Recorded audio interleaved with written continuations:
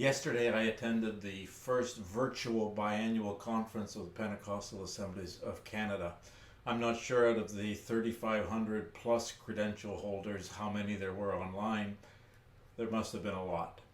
It was great to hear how things are going across Canada and around the world, and I'm so glad to be part of a movement that knows its true values and recognizes the need to be relevant to the society and the time in which we serve.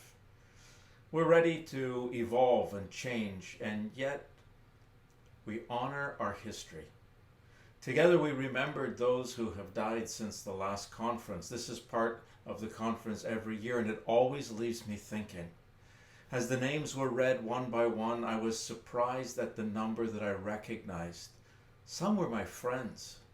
Some were others that I'd worked with closely, and they were all fellow servants. It reminds me that we are not alone as we serve God. Of course, God Himself is always with us, but it's good to know that there are others. There was a difficult time during the life of the prophet Elijah. He had had great victories, but he also faced trials and persecution. The queen herself was trying to kill him. He felt like there was no one else left. He thought everyone else had given up, and he was the only one that was facing these difficulties and had to stand against the enemy.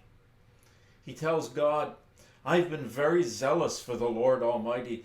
The Israelites have rejected your covenant, broken down your altars, and put your prophets to death with the sword. And I am the only one left, and now they are trying to kill me too." Well, God reminds him, saying, "Yet I reserve 7,000 in Israel, all whose knees have not bowed down to Baal, and whose mouths have not kissed him." In other words, Elijah, you're not alone. We don't always see them, and we don't always know the trials that others are facing, but we're not alone. In our church, even though today we cannot physically be with each other, across Canada and around the world, we have brothers and sisters in the faith. All honor the same God. We all have the same Heavenly Father. We face similar trials and difficulties. We have joys, we have sorrows. Some face persecution that the rest of us cannot imagine, and yet together we belong to the same family. It's important that we remember we're not alone, and we must hold each other in prayer before our Father. And like us, our brothers and sisters are witnesses to the great God who holds us in His powerful hands. And then there are others. Like the list that we read at conference, the writer of Hebrews has a list.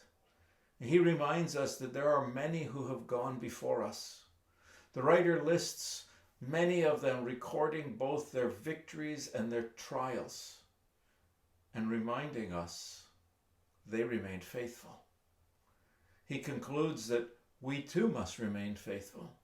He says to us, "Therefore, we also, since we are surrounded by so great a cloud of witnesses, let us lay aside every weight and the sin which so easily ensnares us, and let us run with endurance the race that is set before us, looking unto Jesus, the author and the finisher of our faith, who for the joy that was set before him endured the cross, despising the shame, and has sat down at the right hand of the throne of God.